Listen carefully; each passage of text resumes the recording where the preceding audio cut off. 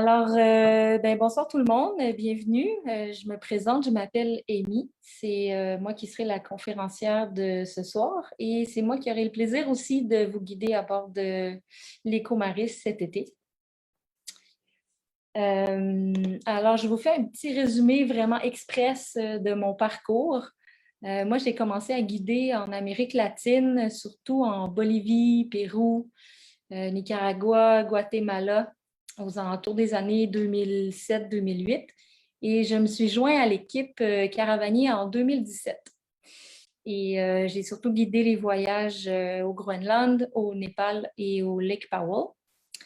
Puis ce qui m'a poussée à me joindre à l'équipe de Caravanier, là, juste pour faire un petit retour rapide, c'est surtout la portion agir dans le titre, voyager et agir. Ce qui m'a attirée vraiment, c'est que chez Caravanier, les voyages sont vraiment pensés, conçus en fonction d'avoir un impact vraiment consciencieux, autant au niveau social qu'environnemental. Si vous êtes curieux d'en apprendre davantage, rendez-vous sur notre site web parce que pour l'instant, pour ce soir, on m'a demandé de garder ça formule express. Alors, me revoici. Donc, je me joins à l'équipe en 2017. Et finalement, la vie et ses opportunités ont fait que dans les dernières années, je passe beaucoup plus de temps en région polaire. Donc, dans la vie normale, hors pandémie, je passe de 5 à 6 mois par année en Antarctique et 3 à 4 mois par année en Arctique, où je guide des expéditions en kayak de mer, toujours basées sur un voilier, sur un bateau. Donc, vous comprendrez que moi, je suis bien sur l'eau. Je suis vraiment une amoureuse de la mer. J'ai toujours aimé naviguer. J'ai eu la chance de travailler et voyager sur des bateaux, autant dans la mer de Chine que dans les Caraïbes, que dans les régions polaires et sur le Saint-Laurent. Donc, c'est tout naturellement que l'été passé, quand Richard, qui est le fondateur de Caravanier, quand il nous a demandé d'être créatifs pour inventer des voyages dans des contrées plutôt locales. Et moi, j'ai sauté sur l'occasion pour inventer un voyage sur notre magnifique territoire maritime qui est le fleuve Saint-Laurent. J'ai donc contacté l'équipage de l'Éco-Maris, que je connaissais en partie pour avoir déjà fait un convoyage à bord de ce bateau. Et ils ont embarqué dans l'aventure. Vraiment, on a créé des super belles expériences l'été passé. Et on a tellement aimé ça qu'on va récidiver encore cette année. Donc, je vous parle d'Éco-Maris. Juste une petite minute là, avant de vous présenter le voyage en tant que tel. Éco-Maris, c'est une entreprise d'économie sociale.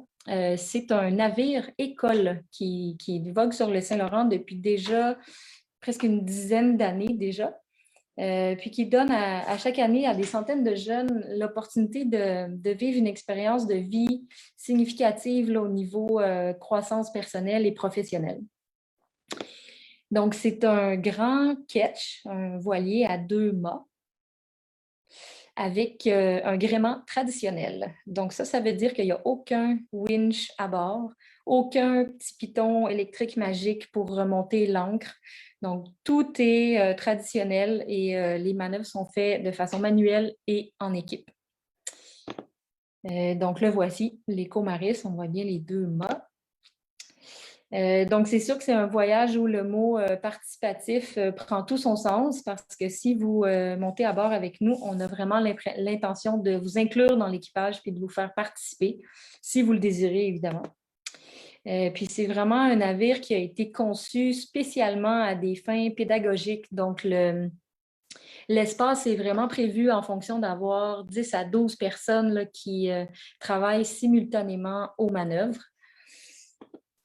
Et à quoi s'attendre? La vie à bord de l'Éco-Maris au quotidien, vous pouvez vous attendre à du mouvement, un peu évidemment. Quand ils ventent, on fait de la voile. Vous pouvez vous attendre surtout à une vie de communauté où la proximité et le travail d'équipe sont une réalité au quotidien. Et ça, c'est une nécessité là, au quotidien pour vivre tous ensemble à bord du bateau. Donc, on habite tous ensemble dans le carré qui est la pièce centrale du voilier. Vous voyez bien sur la photo ici qu'il y a une grande table ronde là, qui est au centre du carré pour rassembler tous les mousquetaires autour d'un bon repas. Puis les couchettes sont réparties de chaque côté du carré. Donc, c'est des couchettes avec des toiles anti-roulis qui font office de rideau d'intimité, si on veut. Il y a 2 salles de bain complètes avec douche à bord, cuisine complète qui est située à l'avant du navire également. Et on en profite pour mettre dans nos assiettes justement la nourriture fraîche et locale du Saint-Laurent. Donc, on vous invitera à découvrir, entre autres, des oursins ou des plantes marines comestibles, des poissons, fruits de mer fraîchement pêchés, ce qu'il y aura de disponible en fait.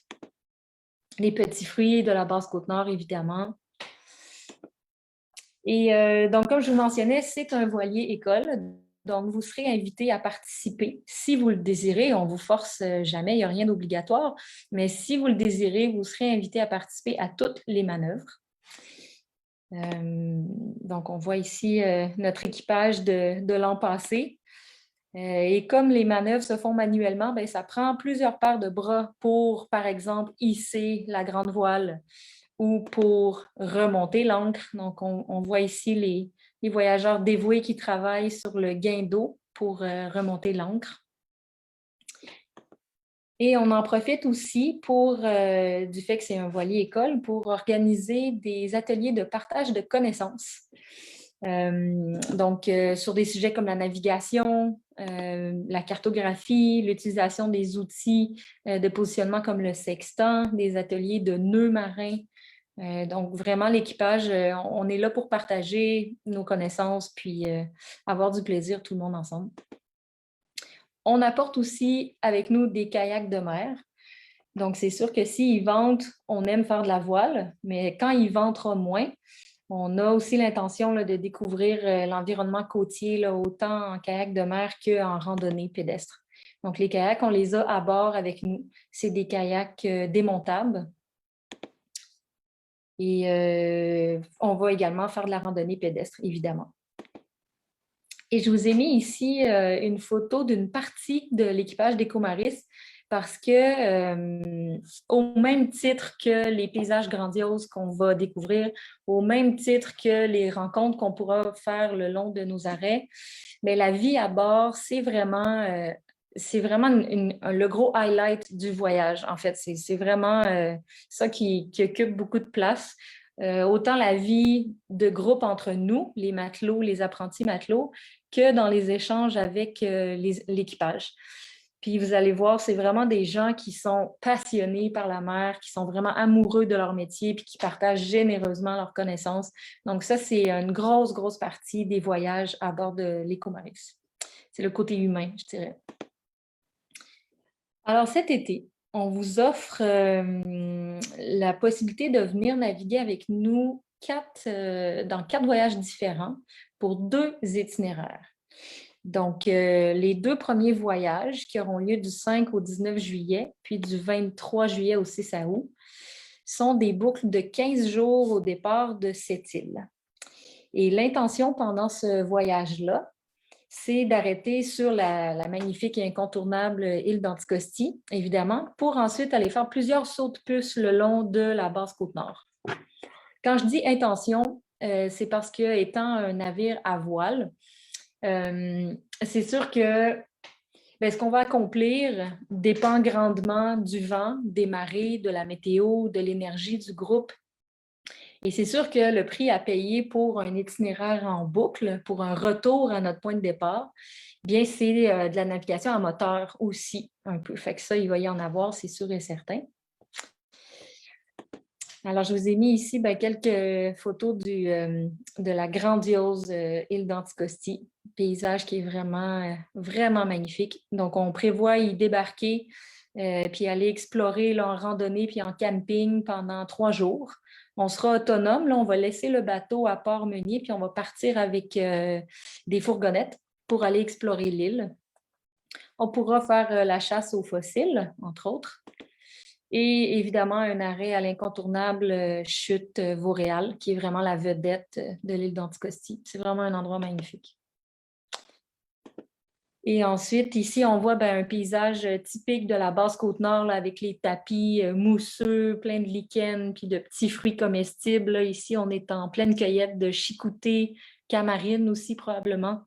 Donc, ça fait des bonnes croustades une fois de retour au bateau. Donc, encore une fois, des paysages grandioses là, en randonnée sur la Basse-Côte-Nord. Fait que l'ambiance, je dirais, des 2 premiers voyages là, sur la Basse-Côte-Nord puis Anticosti, c'est beaucoup territoire sauvage, paysage vaste et vierge, alors que l'ambiance des 3e et 4e voyages aux îles de la Madeleine, c'est plus une ambiance culturelle où on découvre la vie des insulaires. Donc, pour le 3e et 4e voyage, du 10 au 23 août, puis du 27 août au 9 septembre, on partirait de Gaspé pour un itinéraire en boucle de 14 jours. L'intention, c'est d'aller passer plusieurs jours aux îles de la Madeleine. En grande partie, en fait, on va être là 6 à 7 jours, puis de faire un arrêt au retour dans la baie des Chaleurs. Et je dois vous avouer que j'ai un attachement un peu... j'ai un parti pris pour ces itinéraires-là parce que j'ai un attachement personnel aux îles de la Madeleine étant... j'ai grandi là-bas, ma famille maternelle est là-bas également. Donc, c'est sûr que ça me ferait grand plaisir de vous amener sur place puis de vous faire rencontrer ma famille puis un territoire que je connais bien puis que j'apprécie particulièrement. Donc, on voit ici les magnifiques plages des îles de la Madeleine, les dunes, évidemment. Même chose un peu là, que les 2 premiers voyages. On a toujours à bord avec nous nos kayaks de mer et on prévoit aussi aller faire des randonnées. Donc, découvrir les îles à pied. Le rocher aux oiseaux. Ça, c'est vraiment un voyage, paysage typique et venteux des îles de la Madeleine. Et ils ventent 364 jours par année aux îles. Donc, on est sûr et certain de soit pouvoir faire de la voile ou de pouvoir se balader le nez au vent.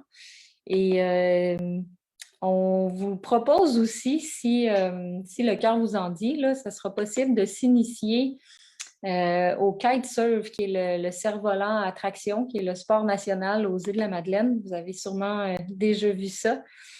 C'est beaucoup de plaisir, c'est vraiment du gros fun. Donc, pour ceux et celles qui seront intéressés, là, il y aura possibilité, si le vent le permet cette journée-là, de s'initier à ce sport-là. Et pourquoi pas une partie de pêche avec les oncles et les cousins, peut-être aussi, si la mer le permet. Puis au retour des îles, on fait un petit arrêt, là, un petit crochet dans la baie des Chaleurs pour aller vraiment au cœur de l'Acadie, puis faire des rencontres, là, découvrir un peu l'ambiance des petits villages puis des petits ports de pêche dans ce coin-là. Alors voilà, j'espère que ça vous aura donné envie de venir naviguer avec nous puis de découvrir votre territoire, le Saint-Laurent, votre territoire maritime. Et si vous voulez rester avec nous pour la période de questions, moi, ça fait pas mal le tour de la présentation, mais si vous avez des questions, je reste avec vous. N'hésitez pas à lever la main ou à nous envoyer un petit message sur Facebook. Ça va nous faire plaisir d'y répondre. Alors, je vais arrêter le partage d'écran pour voir vos visages. Ah, bonsoir, c'est à vous que je parlais. Eh bien, justement, on va commencer. On avait une question de tout à l'heure de France qui demande s'il faut avoir une expérience de kayak pour ce voyage. Non, ce n'est pas nécessaire, ni une expérience de voile d'ailleurs. Tout ce que ça prend, c'est la curiosité d'apprendre, l'envie d'être sur un bateau pendant 15 jours, évidemment. Puis pour la portion kayak de mer, là, c'est vraiment les embarcations qu'on a, c'est des kayaks de mer démontables et gonflables, donc sont hyper stables. C'est vraiment des embarcations très sécuritaires, idéales pour les gens qui ont peu ou pas d'expérience, mais qui sont très bien adaptées à la mer, là. Et donc, non, pas d'expérience requise pour le kayak. Puis, ça ne sera pas non plus l'activité principale du voyage, je vous dirais. On les a à bord pour les moments où on arrivera au mouillage un peu plus tôt en journée ou pour les matinées où il n'y aura pas de vent puis qu'on préfère découvrir le long de la côte en pagayant plutôt que de faire du moteur sur le voilier. Donc, je vous dirais que c'est un complément d'activité au voyage, le kayak de mer. Voilà, j'espère que ça... Merci.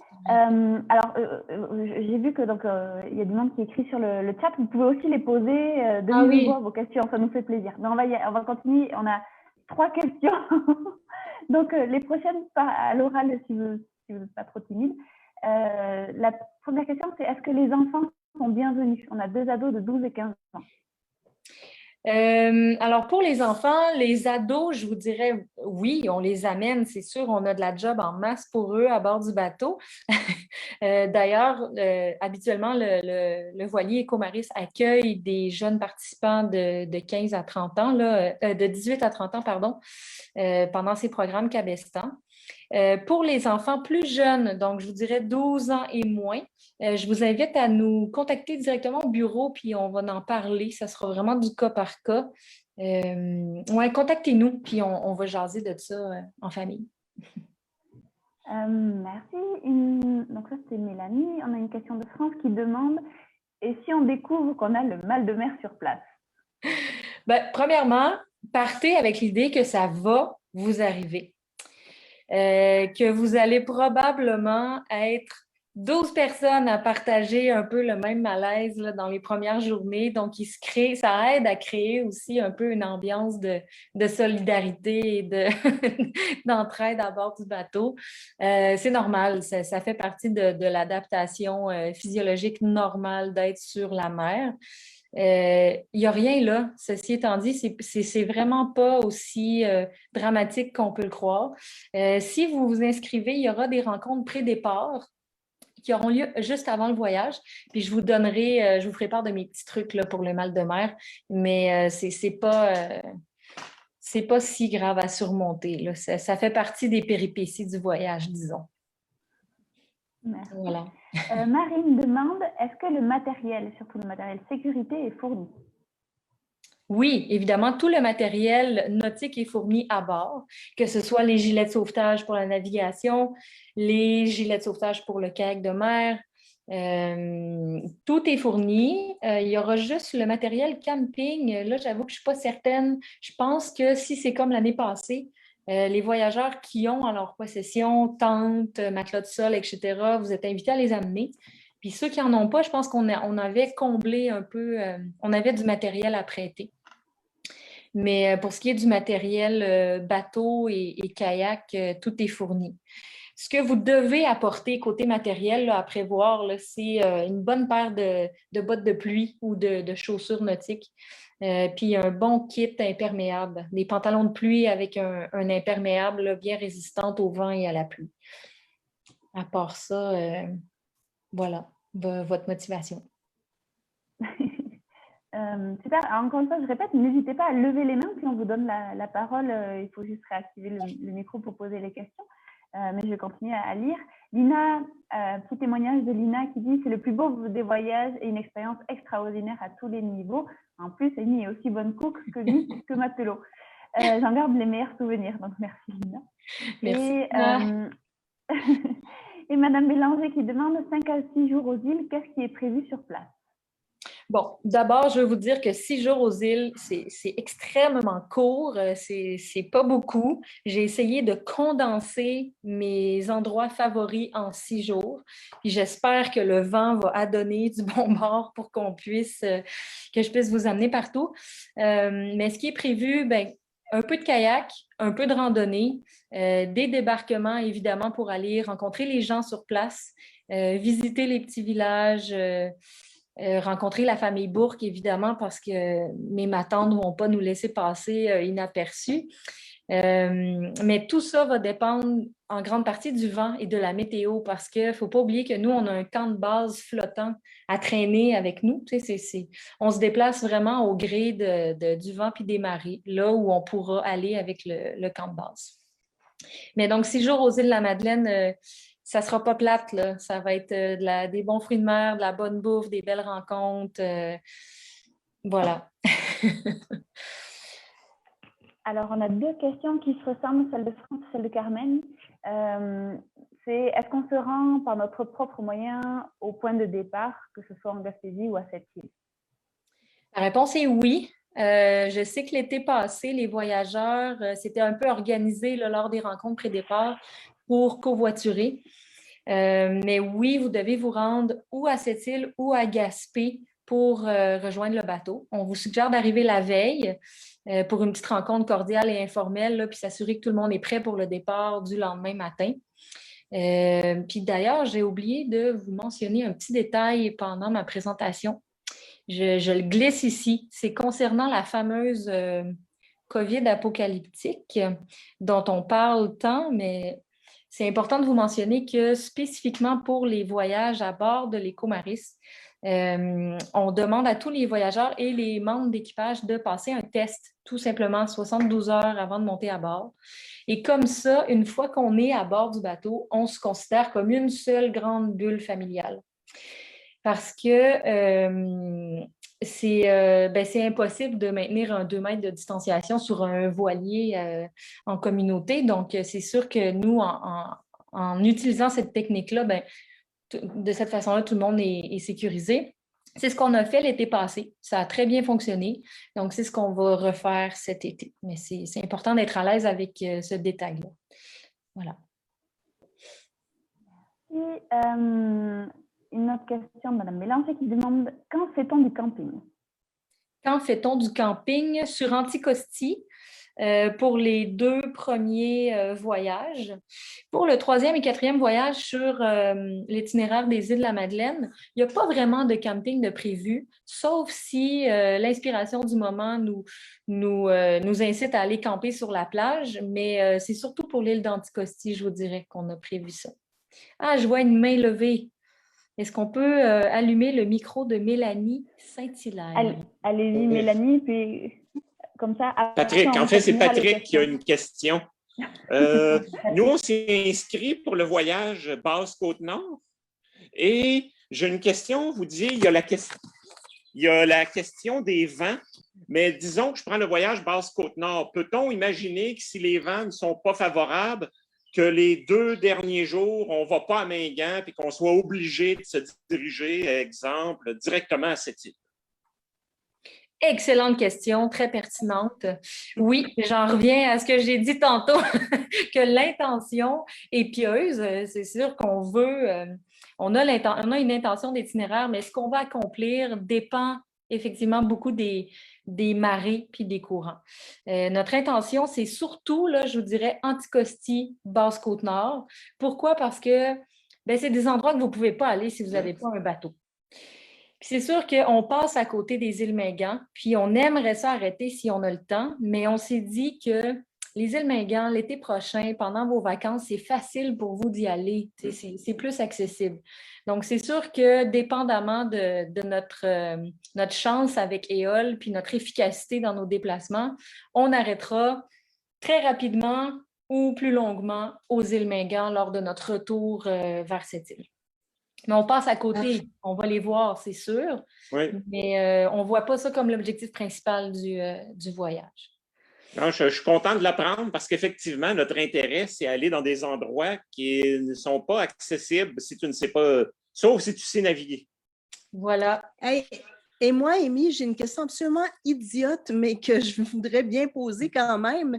Comment on sèche les cheveux sur le navire? Est-ce que vous apportez un séchoir à cheveux ou vous laissez le vent marin, vous soufflez ça dans la face? C'est pas une question idiote, mais c'est assez rigolote.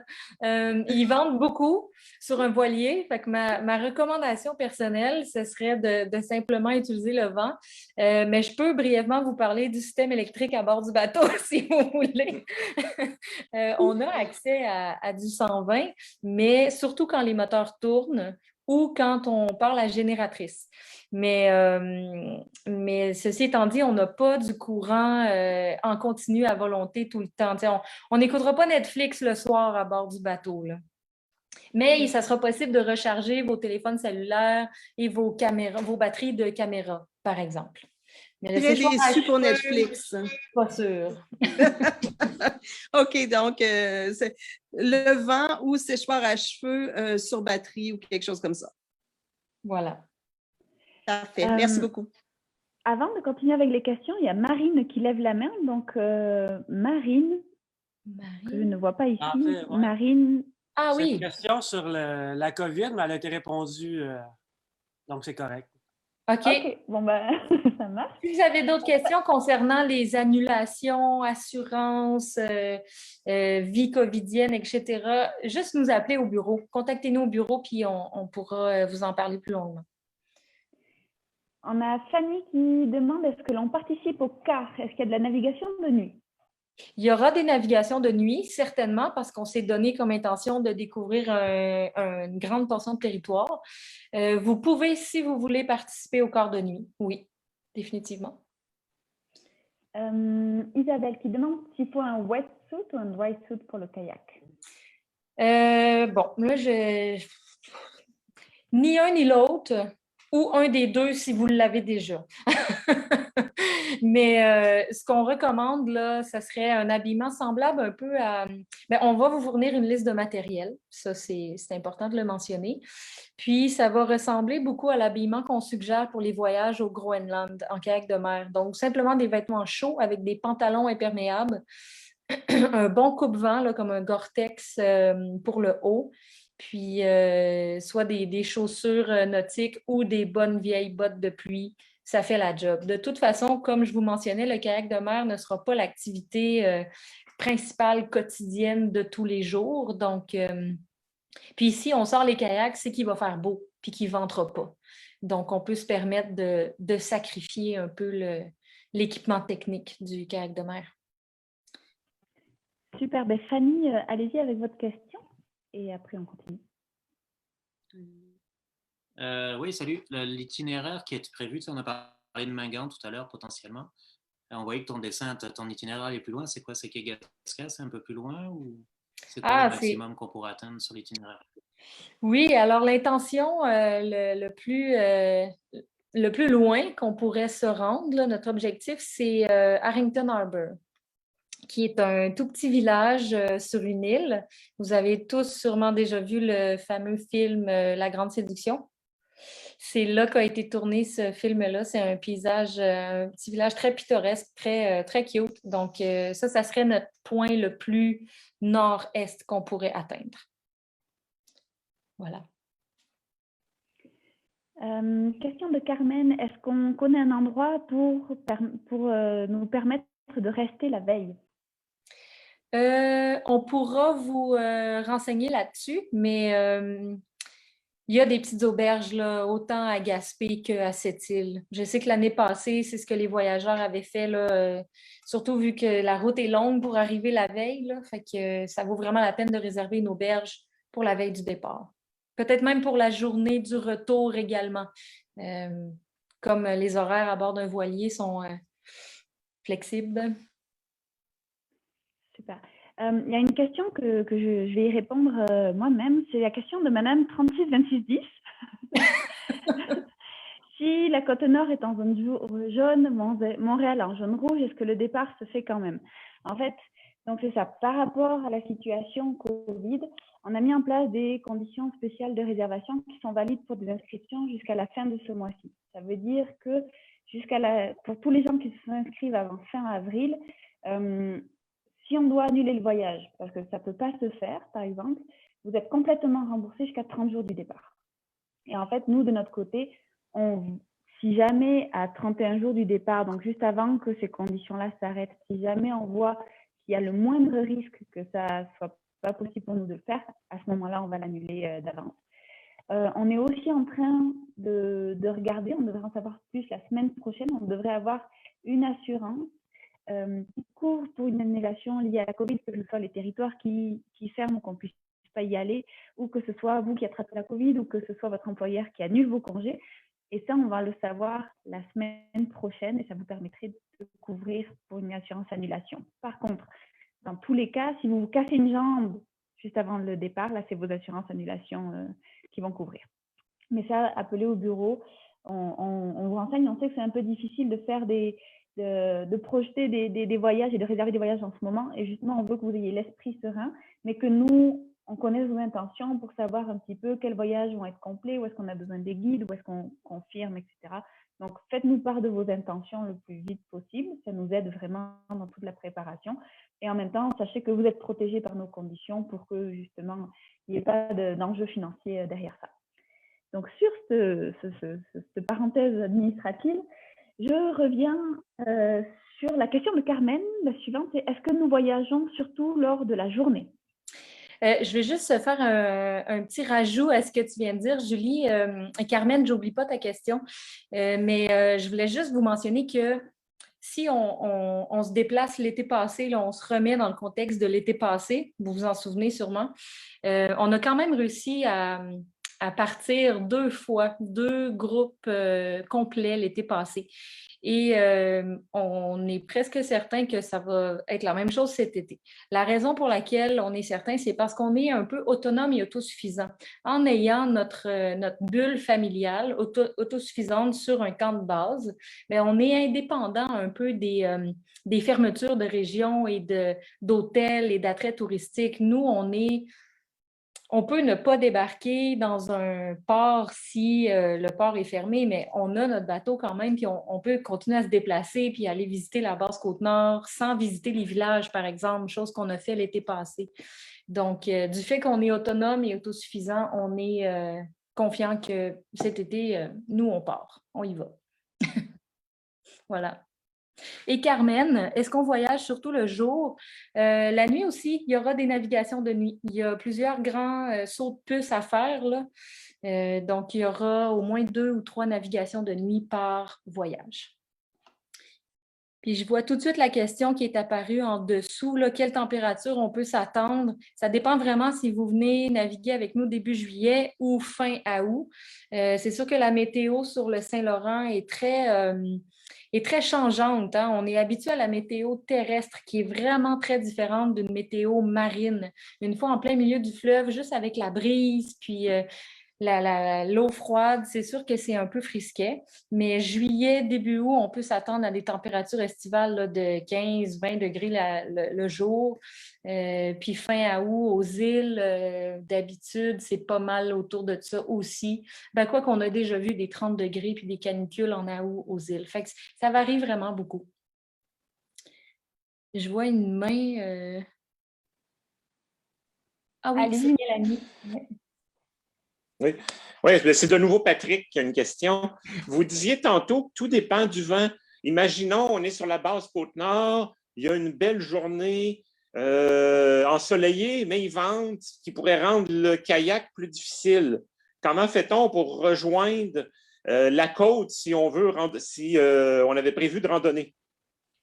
S'il fait beau et qu'il y a du vent, il y a des bonnes chances qu'on veuille faire de la voile cette journée-là. C'est selon l'envie du groupe, là, mais je pense que vous allez vouloir faire de la voile. Mais on est pas mal pris. On a un Zodiac avec nous à bord du voilier. Donc, on peut s'en servir pour faire des navettes pour aller à terre, pour rejoindre la côte, que ce soit pour aller marcher ou pour accoster, pour aller découvrir un village. Puis si on sort les kayaks, là, c'est parce qu'il fait beau, qu'ils ne vendent pas, puis qu'on a envie de faire du kayak. Donc, vous ne serez pas mal pris, promis. Merci. On a une question de Caroline qui dit « Si j'ai bien compris, le voyage de 2 semaines fait la boucle départ et retour de cette île ou Gaspé. » Oui, c'est ça. Les boucles de cette île sont de 15 jours. Les boucles de Gaspé sont de 14 jours. Merci. Et juste avant pour l'instant, c'est la dernière question, n'hésitez pas à en envoyer d'autres. Avant ça, juste Lina qui dit, donc là, qui parle de l'expérience de l'année dernière, c'était la meilleure trêve de Covid. Et donc, on a Madame Bélanger qui nous dit, pouvez-vous nous donner l'information concernant Explore Québec? Ça, je peux y répondre. Donc, le programme Explore Québec donne, en fait, une subvention donnée par le ministère du Tourisme pour encourager le tourisme local. Donc, c'est fait pour les Québécois qui vont voyager au Québec. Ça donne 25% de rabais pour chaque voyageur. Et pour en bénéficier, il faut habiter au Québec et nous envoyer une preuve de résidence lors de l'inscription. Donc, ça peut être juste une photo de votre permis. Et donc, c'est 25 %. On a ces subventions, on les a obtenues pour tous les voyages concernés, là, donc du grand bateau.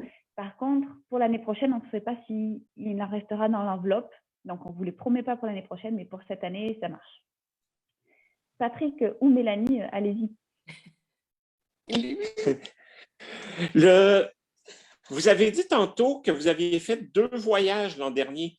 Est-ce que vous en avez fait 2 sur 4 ou 2 étaient prévus seulement l'an dernier? Ça veut dire qu'il y a eu des annulations parce que vous n'avez pas eu assez de monde, par exemple? Non, au contraire, on avait une liste d'attente. Il a fallu sélectionner des VIP avec un processus de sélection très sévère. Il y avait des exercices physiques à faire avant de monter à bord.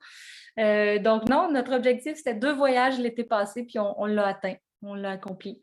Mais on a décidé de donner la chance à plus de gens de monter à bord cet été. Donc, c'est pour ça qu'il y a 4 voyages cet été. On a une petite question de Marie-Josée. Est-ce qu'il faut réserver rapidement?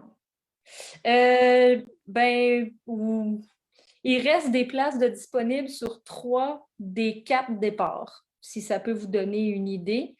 Est-ce qu'il faut réserver rapidement? C'est sûr que plus on le sait d'avance, mieux on peut se préparer. Voilà. Appelez-nous au bureau pour nous dire quel départ vous intéresse, puis on vous dira. Mais lequel est plein? Quel groupe est complet? Il s'agit du 3e. C'est-tu ça, Julie? Non, c'est le 2e qui est complet, c'est ça? C'est le départ de cette île du 23 juillet qui serait... Il y a peut-être éventuellement une dernière place, pas sûr. Bon. Donc, oui, dépêchez-vous. Puis, comme je vous ai dit, il y a un processus de sélection très sévère.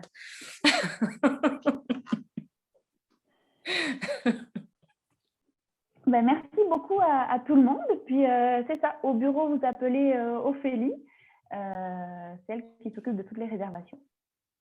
Merci tout le monde. Au plaisir de naviguer avec vous l'été prochain. D'ici là, portez-vous bien.